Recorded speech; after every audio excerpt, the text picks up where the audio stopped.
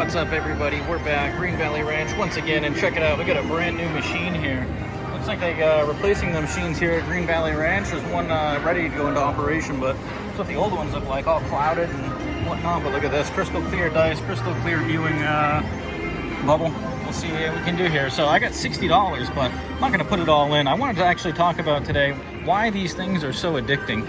And you know, I see a lot of people dumping a lot of money into these. Not many people walking away a winner. And I think the casino loves that. So the reason why I play $20 is because I understand the expectation in these games, and with all the bets out here, the house edge is absolutely massive, and I would love to be in the position of the house, but unfortunately I'm a player, so we're gonna go out and start easy and see what happens here. But one of the reasons why, look at that, 11 right away. One of the reasons why these things are so addicting, first aspect I wanted to bring up is the pace of play. You can absolutely hammer away on these things. Whereas on, look at that, gives it right back. Whereas on a live table, that's not the case. You know, it's the pace of play can be dreadful if you're with multiple players. They're pretty good if you're by yourself, but look at that, we got it right back. All right, 2 threes in a row. Gotta love it when it's in your favor. We did double our bets there, but up $2 or 2 units, depending on how you want to look at it. But it's really interesting because you know, I'm not really sure what to conclude. There's a lot of times where I think there's an RNG at play, or it seems like it's playing against me. But then again, I do believe some people have in the industry claim that they are completely random, that have inside knowledge. So not sure how you guys think. Let me know about that. But the one thing I will say is that no matter how deep you seem to go, look at that, we're off to a good start here. It always seems that you know, you could get it back, you can get it back, and these machines really play on that aspect of it. As long as you got money in your pocket, you feel like you can keep going. But unfortunately, when you're running bad, it seems like the run bad continues. 5, all right, we're getting some good points here. Let's go odds. And then another aspect of it that I'd like to talk about that I think is interesting is that the low limits. You know, these have $1 minimum. I think I'm probably one of the only people, or I'm in the minority, that plays as low as I do, a $20 buy-in. But these minimums will really get you because they entice you to bet. It's just like $5 blackjack. I don't know if you guys have ever been to a $5 blackjack table in Vegas, but you'll notice that when you get there, there's a lot of people betting 25, 30, 50, sometimes hundreds of dollars.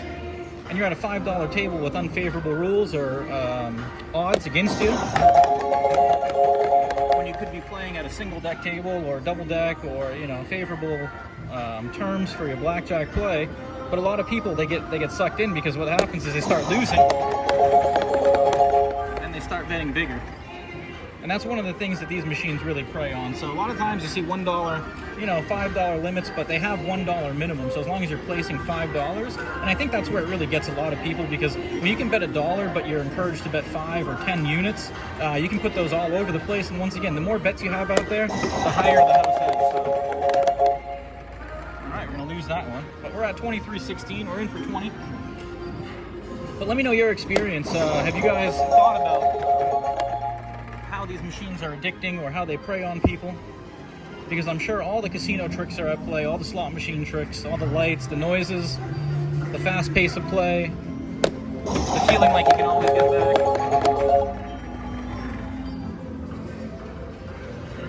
Alright, you know what? I'm gonna go $2 on it. Let's go. Alright, that's what happens when I start upping it. And a lot of times, I know a lot of people say that, you start upping the bets and you start seeing unfavorable results. So once again, let me know your experience. Let's go 4-1. Let's get that established. All right, we got a 5. I thought it was going to be on a 7 again. So all we need to do is see a 7 before a 5 here. There we go. That's what we're looking for. So taking advantage of it. All right. We are in the clear, back on top. 23-16. And let's drop it back down to 1. Spot. Wish I would have went for a little harder. That's all right.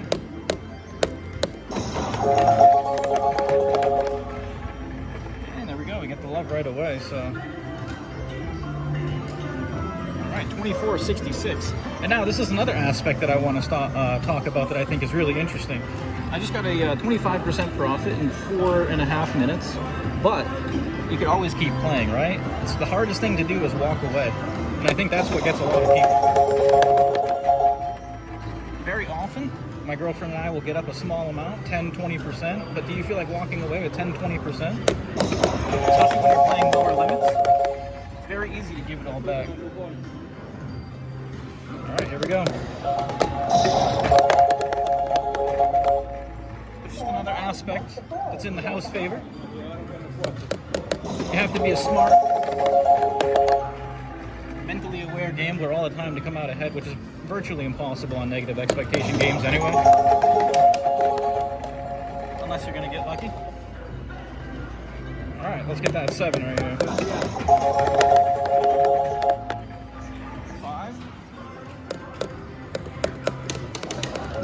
And once again, put your experience down on the bottom.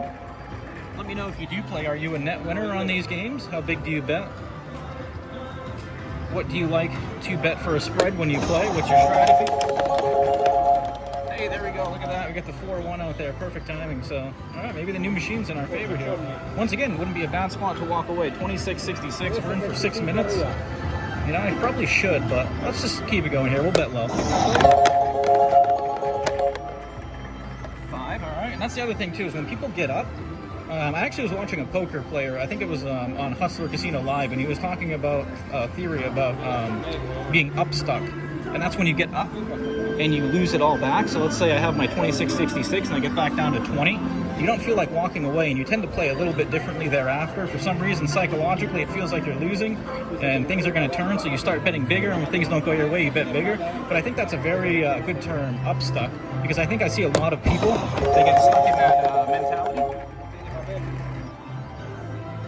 And essentially, you can't walk. Rather than walking away with a win, you end up losing it all because you give it all back. And unfortunately, that is probably the worst feeling in gambling. I'm sure a lot of you guys can relate, but there's nothing worse than being up a good amount, losing everything you won, and then giving everything you came with back.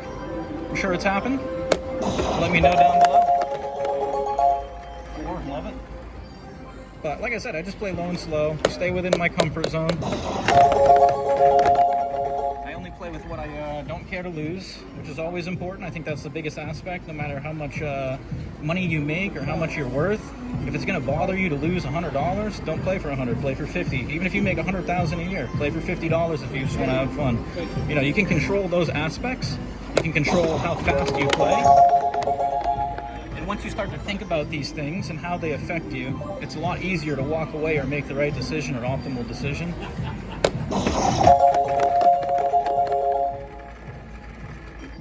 I do want to give credit. There's a guy, Tommy Angelo, back when I used to play poker. I believe it's called The Elements of Poker. I'll put a link down in the description below. But I learned so much from that book. Not about how to be a better player, so to speak, or math-wise or anything like that, but how to walk away, the psychology of the game, to be aware of all the aspects that you weren't aware of that could make you a better player or could help you. You know, one of the things he talked about that's really good, I think a lot of people could use is, you know, don't wait until you're at a point where you have to walk away. Make that decision yourself to walk away. Say, hey, you know what? I won 3 units. I'm going to walk away because I have that power. And I think that'll help out a lot of people. And once again, I'm not trying to come off as saying I know everything because I'm playing for this low limits and whatnot, but at the same time, there's things you can do in the casino to give yourself not an edge on the game, but an edge to at least walk away a winner. And that's the best feeling, is when you come to a casino and you walk away a winner. 8.